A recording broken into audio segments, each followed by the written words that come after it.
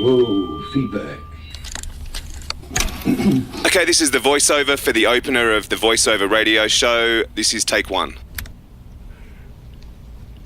In a world where laughter was king. No in a world, buddy.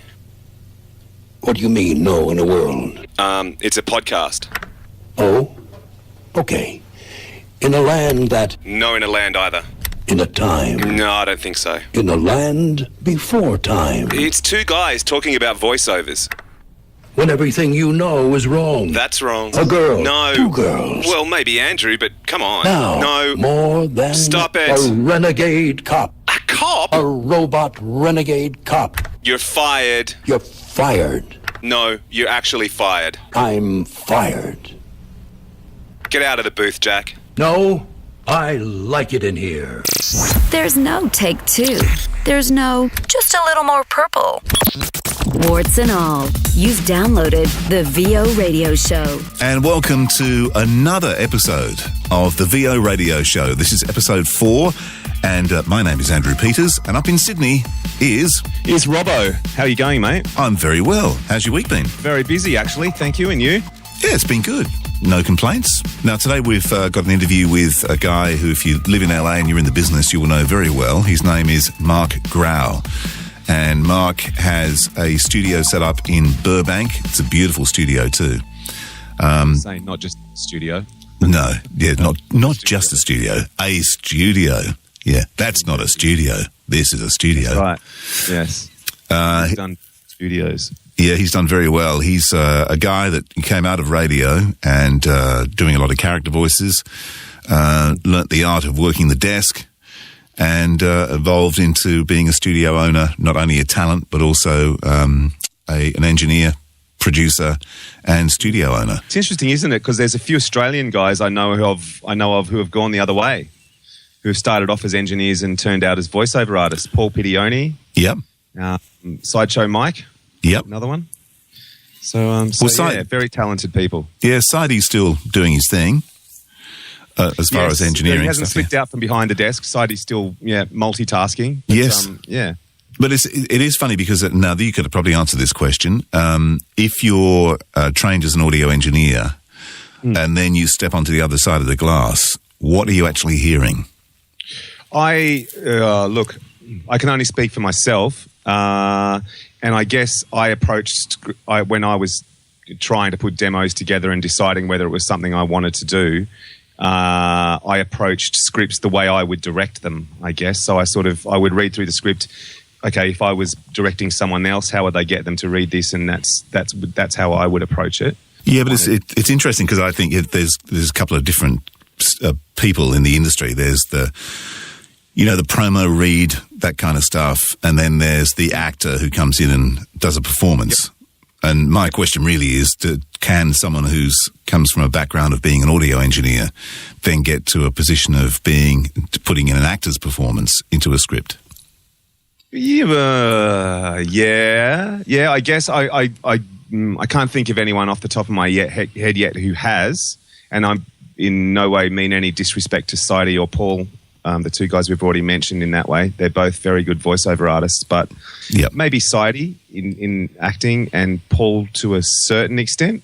But if you were, you would maybe cast outside of those two if you were looking for more of a pure acting role. Yes, I agree with you. Yeah. Because what I'm trying to get at is the headspace. It's because you're so trained in a certain aspect of levels, how it sounds, like the actual sound, not the read, not the delivery, that you're going to get distracted while you're trying to read the script.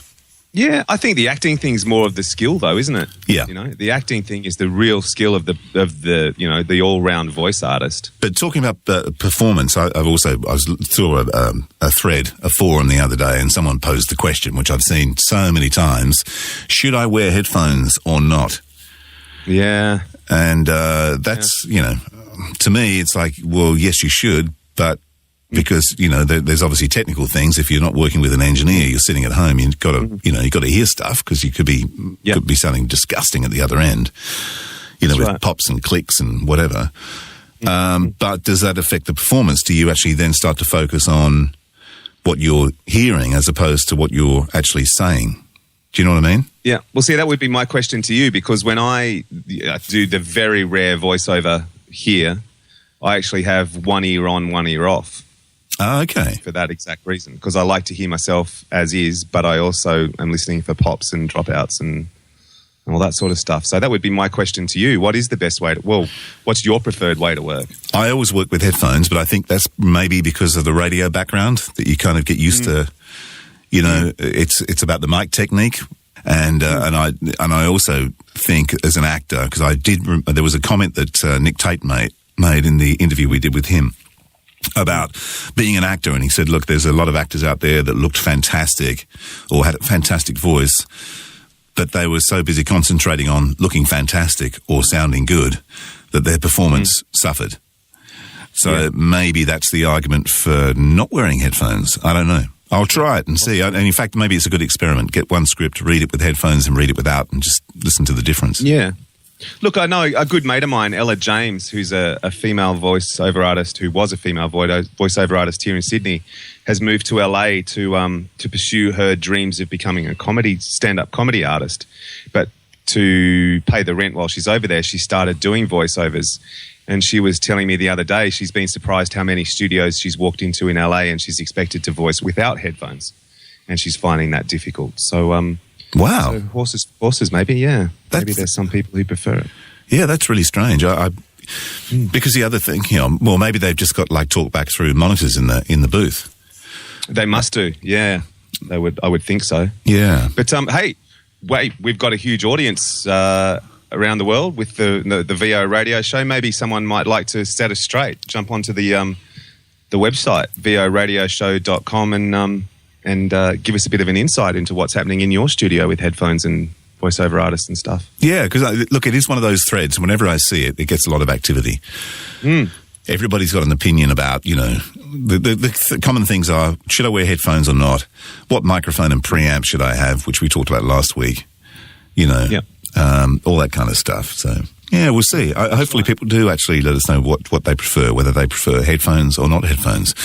Which is interesting. And also engineers, yeah. Do you prefer your voiceover artists to work without headphones? You know what? Maybe it's just me, but I would prefer they wore headphones. Only on the proviso they actually understood how a microphone worked. Because, you know it's like if you're recording someone and they're moving their head all over the joint. Yes. And that happens all the time. Yeah. At least if you've got headphones, you can hear your level dropping, hopefully, and you get yourself back in the right position. Yeah, down the barrel. Yeah. The VO Radio Show is produced in the studios of Voodoo Sound. Radio, TV, sound design. Find it all at voodoo-sound.com. Talking about, interesting talking about the old days, because I've been flicking back through my my collection of promos and stuff from over the years, and I came across one from a guy that both you and I have worked with, and a lot of people out there will know, a guy by the name of Jeff Thomas. Yep. Who I was lucky enough to work with in the early days of my career, and who probably taught me most of what I still put into practice with my promo work today. Yep. But I was just listening through a few promos, and it sparked a bit of a thought for something we could chat about on the show this week. And maybe I should preface all this by playing this promo. It's one of Tomo's from back in the early 90s. It's for Guns N' Roses concert in Sydney. So let's just have a listen to that. Saturday, January 30, as the sun sets on Eastern Creek, FM 105 sets the night on fire. The world's hottest rock act, Guns N' Roses.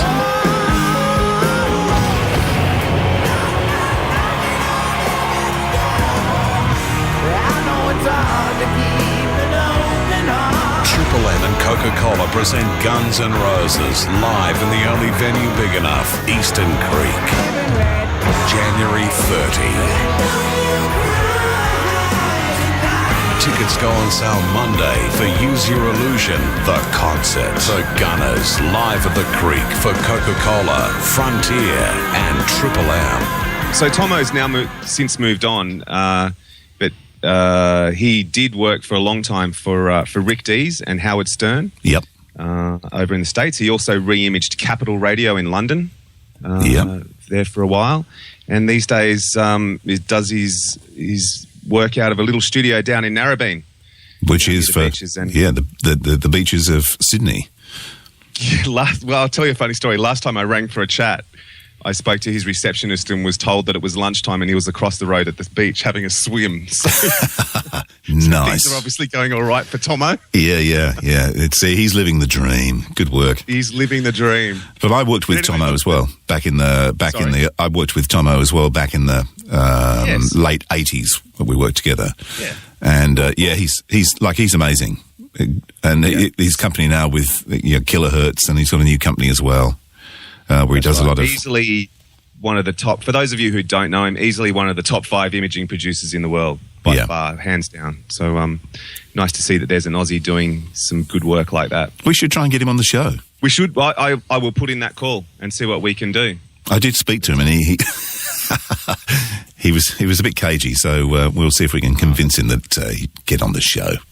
I'll take him down a couple of beers and sit him down and have a chat. Go and sit on the beach. Have a fish and chips and a few beers. Sit on the beach with some fish and chips. That's more his style these days, I think. Yeah, absolutely.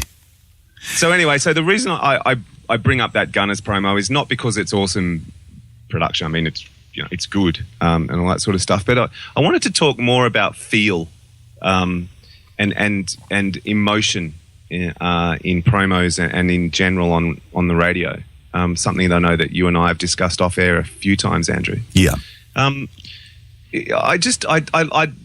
played that promo because I like the way script, production, and voice all work together to give the whole thing a feel. Yeah. It's not just a concert promo that says, Guns N' Roses are playing at Eastern Creek Saturday night. Mate, get your tickets from Ticketek. Make sure you're there. It actually sets up some emotion, and it actually makes me feel a certain way. Especially those opening lines, sort of setting the scene of, Eastern Creek as the sun goes down, sort of a bit of anticipation, and all that sort of stuff. And I'm not saying that it doesn't happen in radio, but I'm saying that it's something that sometimes gets lost. And it's also something that, people coming through have probably not had a chance to sort of figure out for themselves yet, is we all spend a lot of time trying to make people laugh. And all that sort of stuff on radio, which is great, but there's also a lot of other emotions that we can play with to sort of catch people's attention. Yeah, I think those kind of emotions. Have an example. Yeah, well, look at those kind of emotions are far more difficult to get across. That's probably why. Tap into, yes. It's absolutely. Just do a gag. Everyone, that's really funny. But to actually, find your audience and build a story that's going to get them completely hooked. That's an art. That's an absolute art. That's right. And I guess the thing we're trying to get to here is whether it's a 45-second promo like that one, or whether it's a radiothon raising money for sick children across the day, we can still build emotion. Yeah. With what we do, and and for me, that is the magic of radio. Yeah. That without pictures, you can still capture someone's emotion. I always remember one of my mentors, a guy called Phil Dowse, who was my program director at Triple M for a while. And we were doing... It was raising money for a sick child, and no disrespect to the family, but I can't remember the name of the child or what. It was a cancer or something like that. And we were doing a marathon across the day, and I was doing a wrap-up promo. And I said to Phil, what do you think we want to do with this? And he said, just make them cry. And we did this 45, 60-second piece, wrapping up all these callers from across the day and all that sort of stuff. And I think we used Eric Clapton's Tears in Heaven underneath. We started with the letter that came in the morning to the breakfast show, summing up what went on. Then we put in a couple of, emotional callers from across the day. And that actually won us an award. I can't remember what the award was. It was one of the Australian Radio Awards for promos. But it was one of those promos too that you listened to it and the hair stood up on the back of your neck. Yeah. And it sort of, it made you it almost made you feel like crying. Yeah. Yeah, and I think I don't think that's gone from Australian radio. Don't get me wrong, but I think it's slowly dying for me. That art of not just being able to make people laugh, but stirring a whole range of emotions. Yeah. Like I said, that is an absolute art form to be able to create something like that. And it doesn't actually need a script either. I mean, as in the classic, a script for someone to read. You can do it just by, gathering material, which you obviously did with that promo.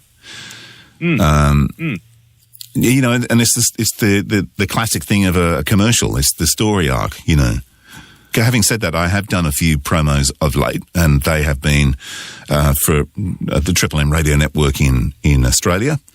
And we did, a rock and roll one. I mean, it's easy with AC/DC. You can do stuff with that because, you've got such a history. Everyone, you hear that chord or whatever, guitar riff, and you're immediately locked in. But I did a TV promo, and it was for the Channel News Asia in Singapore. And one of the producers sent me a script and said, look, I just want to do this as a pitch to my boss. Do you mind reading it? I went, yeah, sure. So we did a few takes, and he put it together and showed his boss, and it went to air. They loved it. And it's a really clever promo. It's got very little script, but the little parts of script just set the emotion and set to the pictures. And it's all about Singapore turning 50. It's 50 years of independence. And it really works. It's got a really, really nice story to it. It's got a great arc, and it sets up the emotion of the story he's portraying. Yeah. But I mean, how much easier is it for you as a voiceover artist or as an actor to set the scene when the script does some of the work for you? Oh, absolutely. It's so much more difficult, isn't it? Yeah. How many times you can always you don't even have to look at the script and dissect it to work out if it's a good script. Immediately you start reading it, you find out if it's a good script or not. If it just works straight away, it's well written. If you're struggling with parts of the script and you can't really work out why you're struggling, it's because it's probably not well written. Or you've been on a bender the night before and you're cross-eyed. But I think that's the trick too for especially for radio guys out there, engineers who write their own scripts, is sort of finish your script, put it down, walk away from it for a while, and then come back to it and pick it up, and as if you're a voiceover artist and you're about to walk into the booth and read it. Yeah. And for me, 9 times out of 10, there's at least 1 or 2 lines that I'll take out because I'll just go, well, either it's unnecessary or it's doing the complete opposite to what I need it to do. Yeah. But see, that's a luxury too now, because these days everyone's time poor. You just literally do not have the time to put into those kind of promos. No. But having said that too, once you've got, if you don't have the time to walk away, even once you've got voiceover in the booth, first listen or 2 through will tell you, hang on, something's not quite working here. Yeah. So, just flick a few lines out, or, let's just try one this way. Yeah. But, you remember the days. Like, I bet it doesn't happen anymore. Not that I'm privy to it, because I don't work in radio stations and sit with engineers building promos. But, I remember some of those promos. Admittedly, we were using, vinyl and onto tape, 2-inch tape. Yes. But, they were marathon sessions to get a really crack promo together. And these guys, it's not their fault. They just don't have that time anymore. No. Although, the digital age has certainly made things a lot faster. Yeah. Me working here in the studio, I've got, I think there's 130,000 songs or something sitting on a hard drive. Yeah. That just, I can just go to and drag in. Whereas in the old days, you'd walk down to the CD library or the record library, and you'd have to go through the catalogue to find, what CDs you were looking for or records you were looking for, and then go to the library and drag them out and take them back and sit through and have a listen to them. Whereas now you just, throw them in Pro Tools and skip through them and find the bits you want. So how much time is that saving even by itself? Well, I remember the days of, there's a guy here that you would know called Nigel Haynes. Yep. And back in the early 80s, when he used to fly in and out of radio stations building promos for them, and I remember him sitting there with a stack of vinyl, and he was I've never seen anyone that fast. He was actually running 2 or 3 turntables, and just ripping stuff from one turntable to another, and doing this almost like a live mix. It was quite incredible. And he would build these unbelievable promos. Yep. See, I know Tomo on some of his more difficult edits back in the tape days would actually just put it down to 1/4 inch and make physical cuts if he actually had to. Yep. Lovely. On the more difficult edits and stuff like that, rather than trying to drop or, slide it in on the next track. Yeah. So, it's all about precision, and that's why those guys are so good at what they do, because, they find a way to make it perfect. Yep. So And one thing I must say Tomo's very good at is emotion, even still today, getting emotion into his stuff. Yeah, because he cried when I spoke to him on the phone. Yes, I know. Yeah. He's always crying. He is, with joy. Going bald like me too, can I proudly say. So, there's one thing we've got in common. Ah, lovely. You got to love a moonroof on your head. Indeed. That's right. Bit of sun in. Yeah. We should probably get on with this week's episode. I think we probably should. In a world where only the best voice will do. Realtimecasting.com. Now, I've got to do a warning before we get into this that this is definitely, it's adults only. I started beeping them out and then went, you know what, screw this. There is some pretty full-on language in here, so if you're offended by language, go away and come back next week. Radio language. Behind-the-scenes radio language. It is, indeed. So if you do get offended, obviously don't push on with this podcast. But if you're not easily offended by language and you're really interested in this guy, which I'm sure you would be, check it out, because this guy's got some amazing stories. His name is Marc Graue. Anyone in LA, as I mentioned before, would know exactly who he is. But as I mentioned before, he's a talent, studio owner, and a really funny guy. The voice for the voices. This is the VO Radio Show. Good afternoon, Mark. Good afternoon or good morning to you, I guess. It is good morning for me, indeed. I don't know whether it's a good morning, but it definitely is a morning. Well, you said you did a couple of auditions. That's always a good morning. No, they were paid ones. We don't audition in Australia. That's even better. We're here. We don't actually ever work. We just audition. That's right.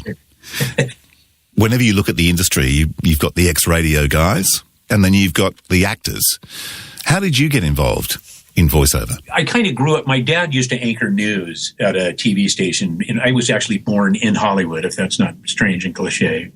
So I kind of grew up around the TV atmosphere, although he was, extraordinarily conservative, obviously being a news guy. I mean, if you got caught smoking pot at 12 years old, it was like, oh my God, you're going to hell. Don't tell me. I know what you're doing, you communist, the first thing I actually started, I was in radio, but my first love was always the production end of stuff. Years and years and years ago, I kind of BS'd my way back up to Hollywood. I did the circuitous route all through Wyoming, Colorado, Utah, Oregon, Washington, San Diego, San Francisco, doing radio, and realized, I really like something that's a little more stable. So when I came back up here, I was working at a large music studio called Cherokee Recording, and I really had no idea what I was doing in that respect at all. But they hired me to run their media studio. They were trying to start like radio, TV, that kind of stuff in Studio 5. And so I basically, took that over and hit it off with a lot of, very, very good contacts and stuff. And that was kind of that first foray into the biz up here. Actually, I ended up buying the studio from them and talked them into selling it to me on time because I had no money at all. And I was living in just an awful, awful place in East Hollywood behind a Yugoslavian landlord. Yeah. And things went well enough there that moved into a little space in Hollywood. It was about, 650 square feet, 600 feet, something like that. So it went well, then doubled in size there, then tripled in size there. The neighborhood there was getting a little rough, and that's when I moved out, took the studio out to Burbank. Yeah. And the VO thing, I had locked up with an agent, Don Pitts, who was really at that point back when, I think, Bob Bergen was, maybe 15 years old and doing Muppet Babies. And Don was like the quintessential voiceover agent. I remember sitting in his office and watching Orson Welles go in and Gary Owens and Casey Kasem and, these really heavyweight Mel Blanc. He represented everybody. He still represents like June Foray and, So that was many, many years ago. And then, I got an audition at Hanna-Barbera. I'd done a lot of voice work, but I'd never actually auditioned for anything. So it was kind of a strange process. I wasn't really certain how that worked. So I went and I think they, thought I was on crack because I was like, now we'll have to find the great knower of stuff. You may call me great. Yes. It was like, God, what's the matter with him? Yeah. Not realizing that I didn't need to jump around quite that quickly.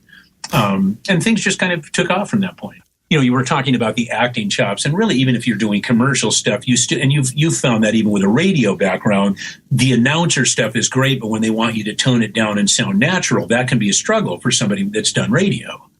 Because immediately you're, it's like red light. Hey, how you doing? And it's that kind of, no, we want that to be natural. It is natural. The old traditional disc jockey is pretty well gone now. It's all sports people and comedians. It really is. Well, the talk radio thing is huge, and at this point, I think the formats are more like, what kind of reaction can we get? Yeah. Especially, I think Howard Stern really opened the door for that with how far can you push it? Yeah. As far as terrestrial radio, and just push it right up to the limit and maybe a little bit over and see what happens.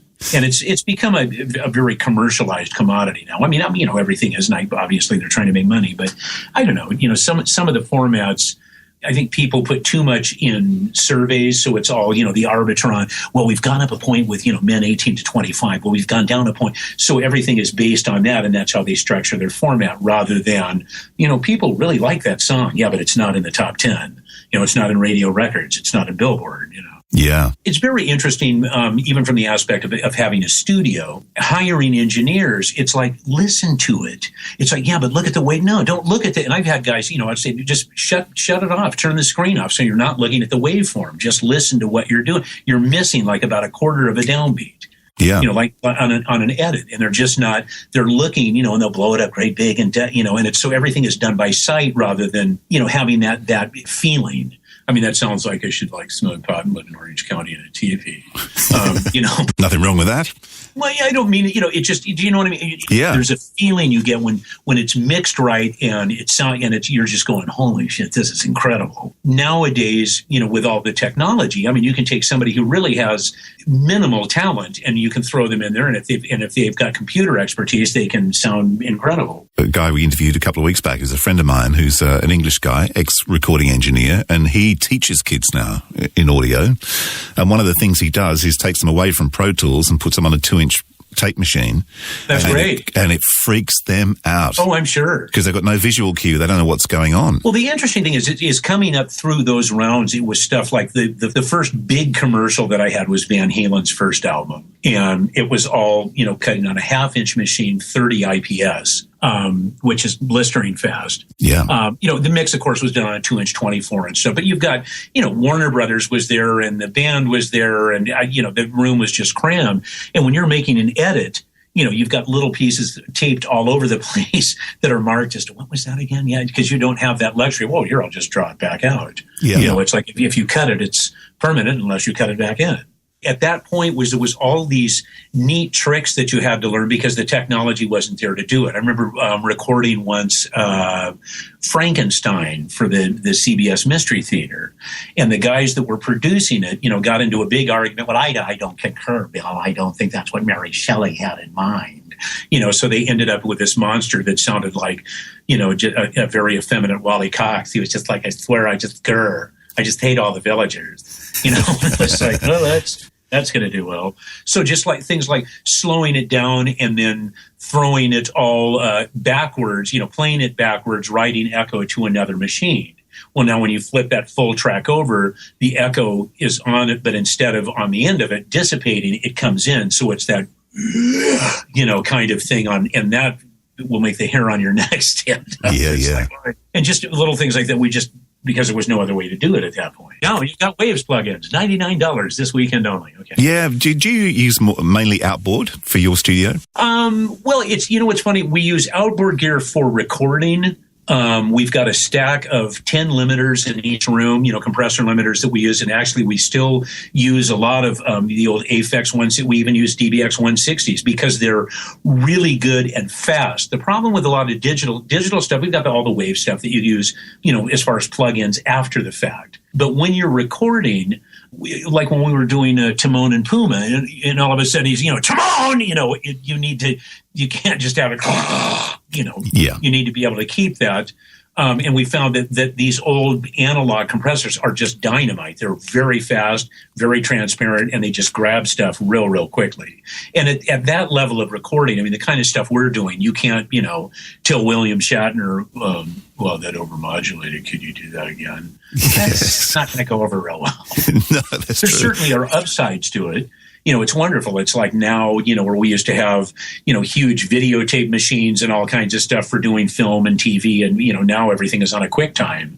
Yeah. I remember a couple of stories like having center track time code, analog. And we were doing a project for TV Teddy. The thing wouldn't lock it because this wonderful guy, instead of putting continuous time code, he just put it in pieces, on each section that he wanted, which means that every time everything hit the space in between, all the machines go insane trying to find the time code. So they're going backwards and forwards and, fast forward, fast rewind. Everything's just spinning all over the place. Yeah. So it was a really tough session. And about 2 weeks before that, we had done a session with Milton Berle, who is a very, very, well, he's not alive anymore, but he was an extraordinarily mean-spirited, foul-mouthed, I mean, beyond belief. And so what I ended up doing was taking the Milton Berle outtakes and cut it on, burned it onto the chip. So here's this adorable little white fuzzy bear going, "Yeah, fucking cocksucker, you can't get a ton of you," which was pretty tasteless, but it was very funny. I think one of my favorites, we had Charlton Heston. He used to feel very comfortable, so he would actually come over and sit in his robe and slippers in the kitchen and read the paper, which is very odd. Why? I have no idea. People would walk out and go, is that? It's like, yeah, he just feels comfortable. But he was doing one of his biblical CD-ROMs, and he has his coffee sitting there, and he goes, "And God looked down and said," and he knocked his coffee over, and he goes, "Fuck, oh shit." It's like, well, thank you, Moses. I don't know what book God said that in, but thank you. Now, because you've spent a lot of time and a lot of money with your studio, how do you feel about the home studio? I think they're great. I mean, I have a home studio. In all honesty, it's a double-edged sword. It's to be careful what you wish for. It's good because it's opened up a much wider spectrum of talent. The downside, I think, is just the fact that anybody can, buy a USB mic, throw it in their computer, and they're doing voice work. Mm-hmm. And there's a little more to it than that. And also, at a certain level, like, having a home studio here, it's wonderful. I mean, I've got a whisper room and, all of that wonderful stuff and, Pro Tools, HD, and blah, blah, blah. The downside is that you find yourself, working at 8 o'clock, 10 o'clock, at night because they want stuff in New York by, 5 a.m., 6 a.m. That's the thing about the industry now, though. Lots of time on your hands, but you've got no freedom. You're always on call. Well, it's true. I just went on a big trip to 8 countries in 17 days in Europe and had my rig right there in my case with me. And go to a hotel. First thing you do is everything comes out all set up and you're ready to roll. Yeah. And it's nice. I mean, it's great to be able to do that. There's some guys. Wally Wingert's a good bud. Wally was the announcer on the Jay Leno show, and when he was doing Leno, he couldn't leave town. Period, for fear of somebody else coming in and, taking your gig kind of a thing. And so, a lot of people don't go far simply because of that reason. They're getting concerned about, they need to be close to be able to do their stuff. Yeah. The other thing about home studio, and I remember the first guys that I ever saw have them, and they were usually network guys that had been set up with ISDN. So it was a luxury for the big guys and the big girls in the business. But of course now technology allows lots of people to, have a home studio. Do you think that's actually seriously affecting the quality of the business? I think it's changed the business model immensely. I mean, it used to be a very select group of people that would have to actually go out. And there's also the social aspect. You would run into people at the Voicecaster or at Deke or at Hanna-Barbera or at your agent's office where, 99% of auditions now are home, and even jobs. So you don't really have that social connection. And I think sometimes you do become very isolated. That, and I think, too, you have an awful lot of people throwing their hat into the ring that sometimes aren't aware of the rules that you're playing by. There's some site like the I don't know if you're familiar with the website Fiverr. Yeah. Well, that's everybody's nightmare. It's like, are you kidding me? You're going to do a voiceover for $5? It's like, is your ego so bruised? Really? I mean, you'd never make a living off of that ever, not in a million years. So what's the point in doing that? And so I think a lot of the time people assume, or there's a lot of pay-to-play sites. Now, there are people that claim they make a lot of money on that. God bless them if they do. That's great. The majority of people that I've talked to, again, that's what an agent's job is an agent's your front line. They're the guys that are in the trenches, and they're not getting paid unless you do. Yeah. So 1,000 plus 10, they're going to bust their butt to get 2,000. So you're getting 2,000 and they're getting 200. Yeah. We'll talk about online soon, but I just want to cover a couple other things before we do. Sure. Just sticking on the home studio thing, because you've got guys on the Fiverr, as you mentioned before, that would affect the amount of money they spend on the setup of their home studio, which in turn would also affect the way the thing sounds. Well, sure. I mean, you can get by, with auditioning, for certain things, and that's fine. But there's a lot of people that, I will have them send me auditions, and they're just atrocious. It's like, well, it doesn't matter how good your read is if it's, it's all overmodulated or it's very, very low. You don't understand that, a client is playing those back and yours is either very low or extraordinarily high and not in the same ballpark as everyone else's. They're not even going to bother to listen to it. It's just, it'll go. So the downside to a home studio is that it forces you to not only be talent, but also an engineer. So you need to know your way around a little bit. And I've had people that go, oh, well, I don't know a thing about computers. And it's like, well, you better learn that this is not a good situation for you to be in. Yeah. And the thing is, too, that a lot of the time, because you're at home, you don't have an outside reference point. So you're going, wow, this sounds great. And in the real world, it sounds terrible. Yeah. It's not even close. So I think it's great that it has opened the field to a lot of people and people that normally, like here in the States, in the Midwest, that would never have the opportunity to really get out and do much of anything. I mean, at least it gives them certainly a chance to try and participate, and in some cases to participate, and do stuff. I think, though, that in a lot of cases, like you run into a lot of people that like, well, I'm just going to kind of dabble in the thing or do it part time. And it's like, well, it really doesn't work that way. Yeah. As you can attest to. I mean, if you're, moderately successful doing this, it's not, I have people that go, oh my God, if you've got this studio and you're doing all this voice stuff. And it's like, well, yes. And the studio has been there for 32 years, and I'm an old guy and I've been doing this forever. So it didn't just all of a sudden go, here, you want to do this? It's, it does definitely take work. What would you believe would be the most important piece of equipment for your home studio? Well, if you're talking about equipment, the two major things are microphone and mic pre. That's because that's the top of your chain. And that's the stuff that's really going to, it doesn't really matter, digital workstation. I mean, if you're using a, cheapy free version of Audacity, if you're using Pro Tools HD, if you're using Twisted Wave, Adobe, that really comes down to comfort level and whatever works for you. And the interesting thing is with microphones, too, the reason at the studio we've got a mic room that's got a bazillion mics in it is because depending on the voice, like personally, I love using a 416, for everything I do. Now, right now I'm using just a Neumann, basically specifically just for Skype. But it's not that you sound bad. It's just that there's certain, like a 416 might be too bright and sibilant for a woman's voice. Yeah. But, there's a lot of mics out there and you really need to test them. I wouldn't, with a microphone, I would never just go by someone's, oh yeah, I use this. Oh, then that's what I'm going to get. It's like, no, go, if there's even like a local here in the States, a Guitar Center. They will let you try out mics, and plug them in and see what you sound like, see what you're happy with. I've had people that go, well, I'm using a Pro Tools HD. I bought a Focusrite Red Series mic pre. I'm using a Neumann 170. And it's like, well, that's wonderful. You've got, and a Firewire board and they bought a Whisper Room. And it's like people go, well, I should get ISDN. No, you shouldn't. If there's a call for it and you have clients going, we need this, well, then it's time to, invest or look at that. But even things like Source Connect and, IDPTL, all of that, it's like wait until you have someone requesting you to use that. Yeah. Otherwise, it's just another piece of equipment, another program that's just going to sit there. We've actually got 10 lines into each studio.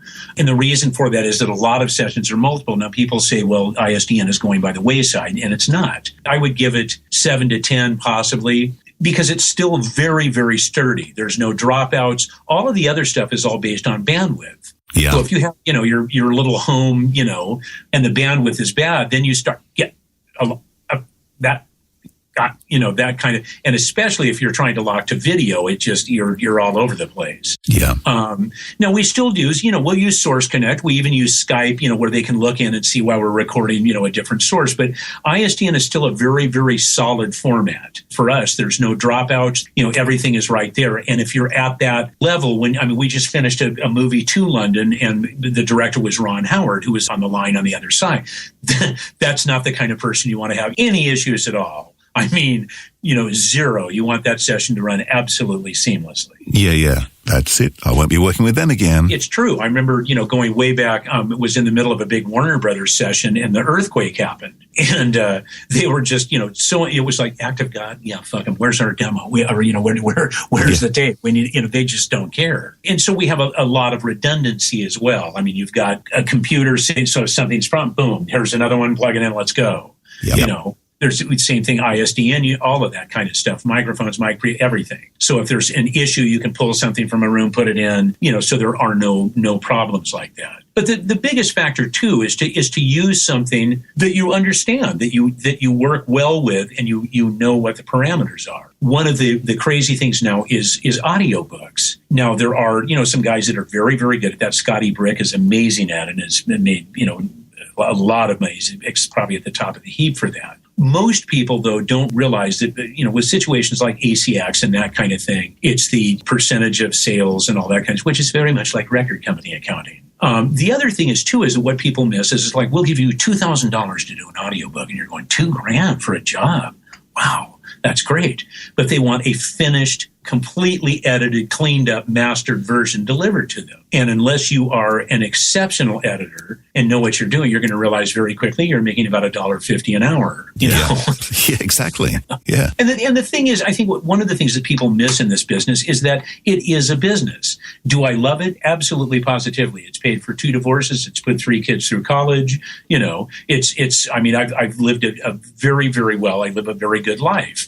But it is a business. With agents and that kind of thing, when people go, well, because it's so creative, and it's like, no, it's not. If you go to an agent wants to know, how much money are you bringing in here? That's what they care about, because that's what their job is, So, and I think some people miss that. Is it fun? Absolutely, positively.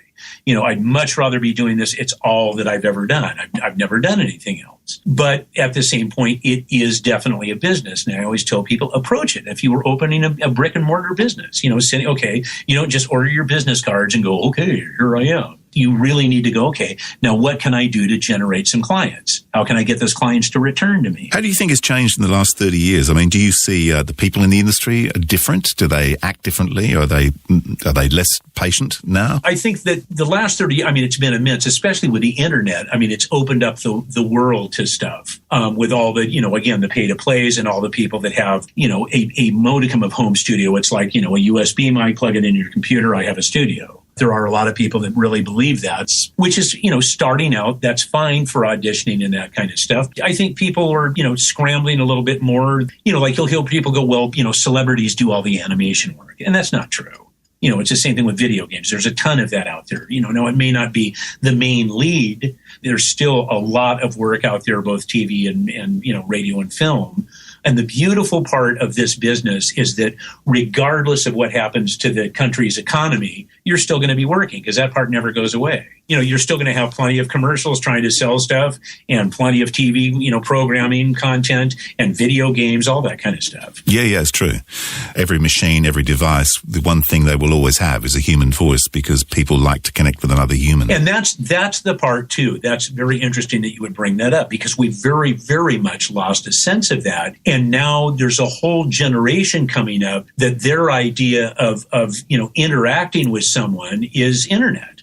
Yeah. And the terrible thing is, like, rather than sitting and talking like we are now, we're just talking and there it is. Whatever comes out, that's how it is. Internet-wise, anytime you're doing stuff, it's now here, and you'll go back and you edit what you're doing, and you'll do this and you'll do that, and it's so very, very immediate but there's not really that human contact, which is really what you need. And that's one of the things I tell people even in teaching, is that even doing voiceovers, it doesn't matter what you're doing, you need to connect on a human emotional level with that audience. You know, it's no different than if a little girl's sitting on the curb and she's crying. Well, you don't walk by, you know, most of the time, no, you're going to, you know, stop and you're going to get down to her level, and your facial expression will change, your voice quality. And, well, sweetheart, are you okay?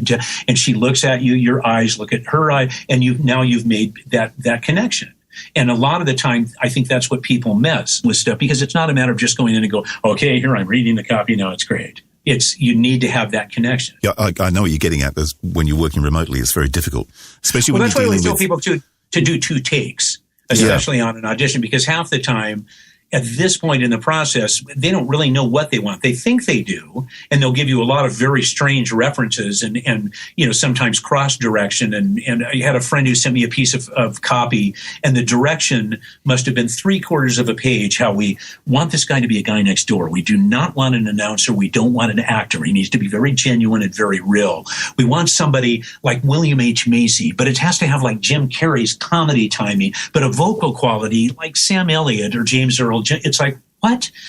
Who are we talking to now, Sybil? I mean, it's like they're having a psychotic episode. And it goes on and on and on and on. And the copy was Hillshire Farm sausage is on sale this week for $2.99. That's it. Yeah. You know, it's like, really? And sometimes our job is to keep a straight face and go, oh, yes, I see that now. Yeah. But even when you're dealing, because you're dealing a lot, as you said, with Japan and South Korea and Finland and various other countries, even the UK, because I know there are words that we say here that are completely different to the way you would pronounce them there. And you even mentioned, you know, standing in a queue. People here would go, "What the hell are you talking about?"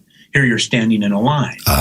You know, and it's the same kind of a thing. The first time somebody had said that to me in England, I was like, "What? What are we?" You know, I'm you know, audio guy. It's like, what are we queuing? What? What are you talking about? You know, the interesting thing with that is when you get scripts, you know, like scripts, let's say, in fact, I used to do the liners for Radio 1 in Lebanon. And it would be that tonight, live from Radio 1 at the Farnacha. And don't worry, my friend, it's pronounced, you know, it's like, what? Yes. So he'd send me an MP3, and it's like I'd have the engineer slowing it down and go. That's why now you are forward to getting it. Why you should be, yes. Like we've done a couple of things. We did one in Arabic, and it was like, I'm sorry, you'll have to be here while this is edited. But, you know, the interesting thing is in all of this is that from a voiceover talents aspect, the key is to be able to take direction. And the guys that are very successful in this can do that and change things rapidly. I always tell people, if you really feel you need to take a quote-unquote voiceover class, take an improv class so that you have that ability to switch up. Because it's a very, very fast-paced, quick business. I've used this before, I was playing at Cartoon Network, a troll. And she goes, I love the size of them. That's great. Now make it sweatier. You know, and you want to go, sweaty, what the hell does that mean? But you do that actor face thing and go, oh, yeah, okay, great. Then what happens when you do it again? Now, hopefully they'll go, yes, like that, but and they'll actually give you direction that makes sense. But that really is the key, is to whatever that person on the other side of the glass is telling you to do, or on the other side of an ISDN line, a Skype session, you know, whatever it may be, it's you having that ability to interpret what it is they want and turn that into a presentation for them. And sometimes the direction is nuts and won't, you know, you're really kind of wondering, like, what the hell does that mean? Sometimes it's really, really good. I've used this thing before with a street rat. And it's like, so if you're going to do a street rat voice, the first thing everybody does is that Joe Pesci thing where all of a sudden he's doing is, hey, what are you doing with my cheese? You know what I mean? And all of a sudden a guy's tough like this. Somebody walks out and goes, no, you know what? You need to put about 60 pounds on a guy and make him bigger. So now let's bring him down a little bit, put a little more girth on a guy. You know what I mean? So now, you know, he's got some weight to him. Somebody goes, he's stupid. So now you want to make him like not that smart. Somebody goes, boss rat, bring him down an octave like this. You take my cheese, I'm pulling your tail out of the socket. Do we understand? Good. Then you go into the booth and they go, great, but don't do the accent. And you go, yes. What? I'm a thespian. Don't you know what I'm bringing to this role? How dare you? You know, yeah. and you'll have brain freeze. It's like. Do you find it difficult to, like you said before, now get rid of the accent when you're playing a character? Do you find that more difficult? Not really. I mean, at this point, you know, just because that's what your job is to go, oh, okay, great, and be able to pull it back. there's a thing that it's like if you do a character voice, if you can do that character voice in anything, reading a menu, reading, an encyclopedia, you've mastered that character. So you can do anything, the subtleties are going to just come to you immediately with that. A lot of people with character voice stuff, it will be based on like a little, voice that they've done at a party, like doing a Bill Clinton impression, that kind of a thing, which is fine. And it may be a very good impression for those 2 lines. But if you ask them to do something else, or here, I need you to read, these, 4 graphs, they're all of a sudden going, they're not used to doing that. They're used to just slipping in that, it's like comfortable shoes. Yeah, I can rip this voice out and great and do it as long as they're saying this phrase. Yeah. And that's really the key, is to just change on the spot. I've had direction where she, will go, that's good, but put about 60 pounds on him, give him a 2 martini lunch, and let's add about 3 inches on his height. Yeah. And you have to go, oh, okay, great. And do it. And it's pretty amazing, because you'll see the guys that are doing it. It's like, it's a no-brainer. They just go, oh, okay. And it's done, The technology certainly has changed everything, and the internet has changed everything quite dramatically. And we talked about P2P sites, and I wanted to save this up because I think this is probably its own discussion. But the one thing that does concern me is that the union is not able to react quickly enough to help the union members and the voice industry. The problem is that some of these people, and I played devil's advocate a number of times with this and go, but you guys, you're not living in the real world. You're living in an ivory tower here. I've got a lot of friends that are, very well-known celebrities, and they're going, no, but the union, and it's like, but you're in rarefied air. When was the last time you worked for scale? So big difference. The thing with the pay to plays is, now, like in your case, you're someone who is in the business and understands what's going on and has a background in that. The interesting thing with the internet is that there's no qualification. I mean, you can simply, hey, I've got a website now that says, Bob's Casting. We've got the best voices in the world.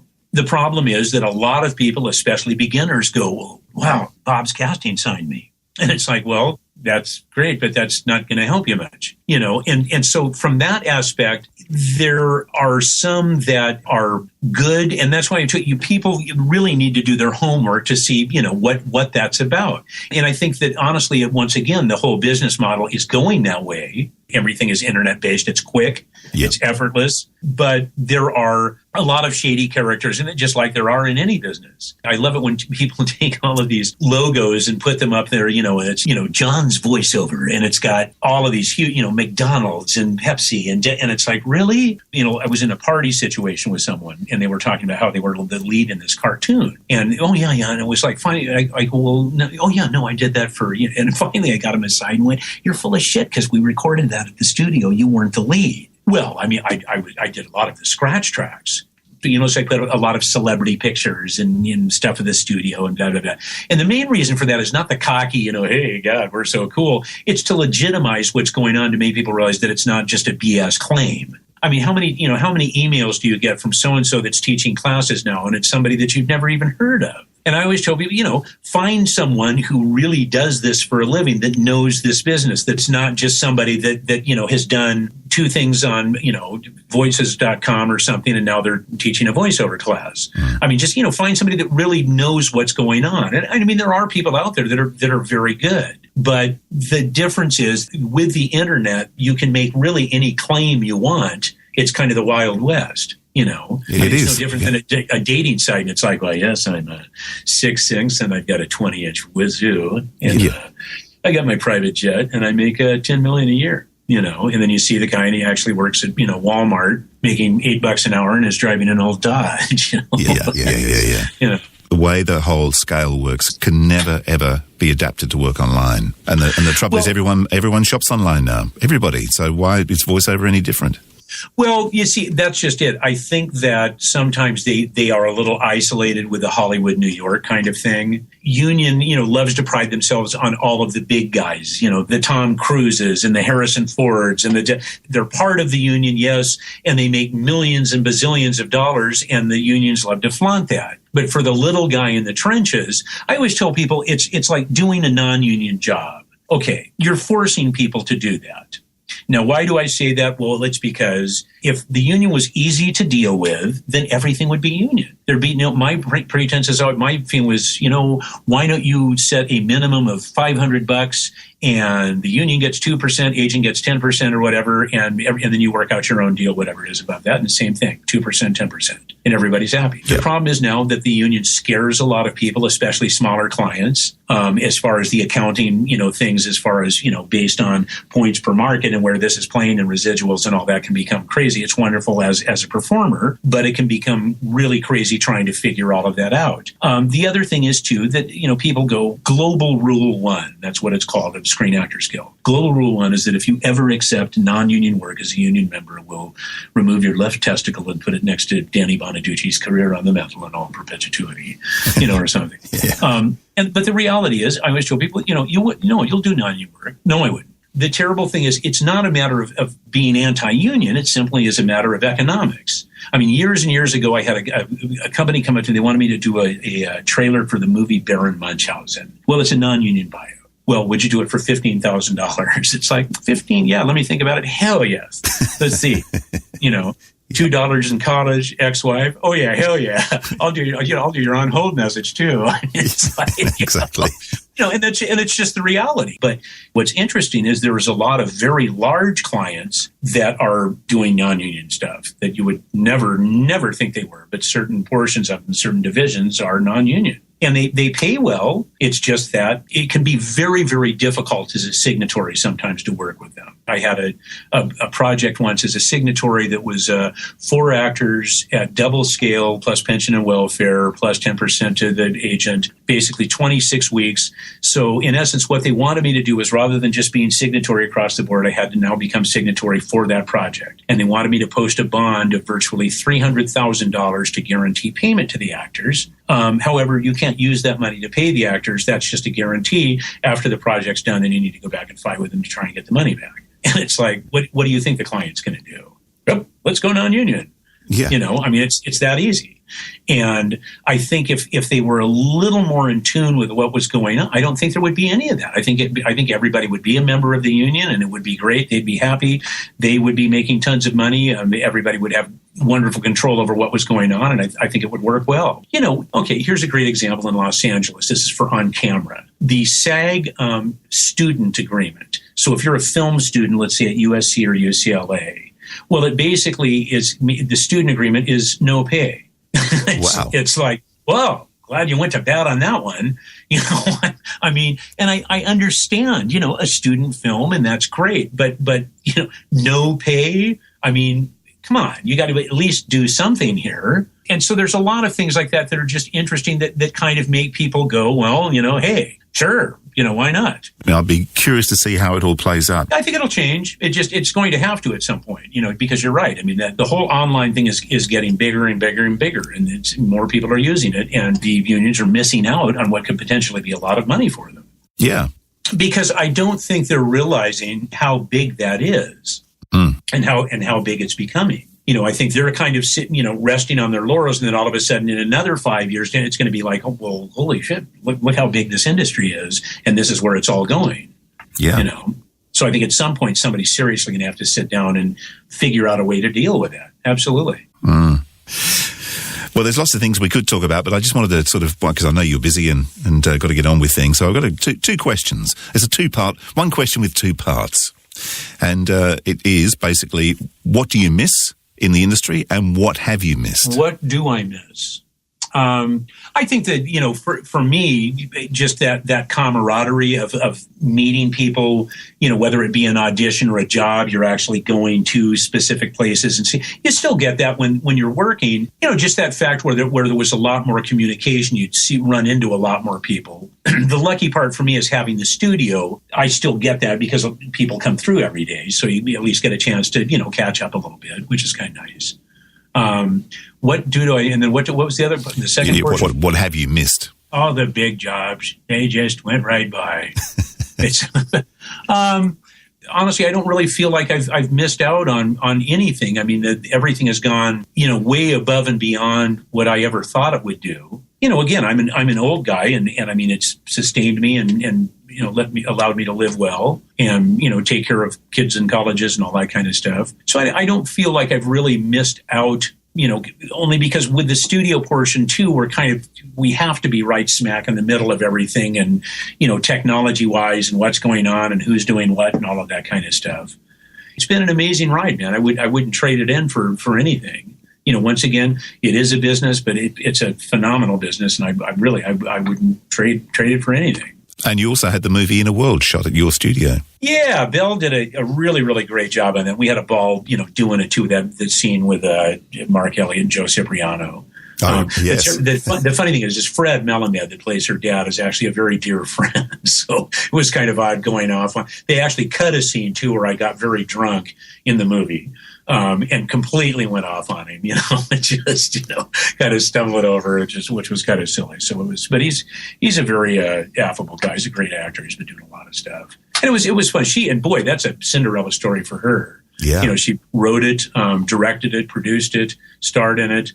Took it to Sundance, won the top writing prize. Sony picked it up, distributed it. Now she's doing she's directing a very large project, I think. The nice thing is with Bill is I knew her actually before the movie because she'd come in and done some VO stuff. And the interesting thing was even like Fred Melamed, that played her dad, people don't realize that, he was the voice of CBS Sports forever back in the 80s, mid-late 80s. He's the voice of Boar's Head. There was a definite, reality to a lot of it as well. And the fact of women not being used for that, as much. But even that's making more and more inroads. You're hearing more women doing promos, even doing movie trailers. I mean, it's opening up, definitely. It's been great to talk to you, and I wish you all the best. And hopefully next time I'm in there, I'll come check you out. I'd love to see your studio. It looks really cool. Oh, anytime, man. It'd be my pleasure. Thank you for having me, man. That was very sweet of you. Always a pleasure, and it's great to have you. The voice for the voices. This is the VO Radio Show. Well, that was Marc Graue, and what an interesting guy he is. And he's living my dream, as I mentioned in the interview. I'd love to have a studio like that. Oh, and a colourful character, indeed. Very colourful. And if you'd... Indeed. The stuff that ended up on the edit floor, you would not believe. That was the cleaned up version. Can't say that, Mark. Yep. Yeah. Yeah. Now, just quickly, we're famous. Oh, I like that. Yeah. There's a Australian radio website called Radio Today. And they've done a little article on us. Oh, very nice. Were they flattering? They were flattering, and also more flattering is the comments. Good. I'll pop you one. A friend of ours, a guy called Scott Muller, Yep. who's probably one of the better known programmers around the country, or programming consultants these days. Yep. Has written, this should be a great show. Robbo's looking a lot like Louis C.K. nowadays. So criteria number one of any great show has officially been nailed. Good work. Thank you, Scott. Scotty. Yeah, and also I see that Ray Peters has got his 2 bobs worth in too, which is always good. Great hearing this stuff is his comment. Yeah, which is unusual for Ray, because I reckon on the expletivesometer, he would give Marc Graue a run for his money, that's for sure. Right. Well, there you go. So we might stick a link to on our show notes so people can go and have a read about us and see your ugly mug as well. Oh, lovely. I must remember to get my hair done. Indeed. Yes. Ah, dear. All right, well, that's about a show, eh? Yeah, and then next week, of course, we're back with part 2 of Nick Tate. Yeah. It gets really, really interesting as his voiceover career as a trailer voice really gets moving. So check that out. The VO Radio Show is produced in the studios of Voodoo Sound. To polish your next audio production, check us out at voodoo-sound.com. Find professional voices simply all in one place. Realtimecasting.com, including me. And don't forget to catch next week's show, because we've got this. Nick Tate. Yeah, that's part 2.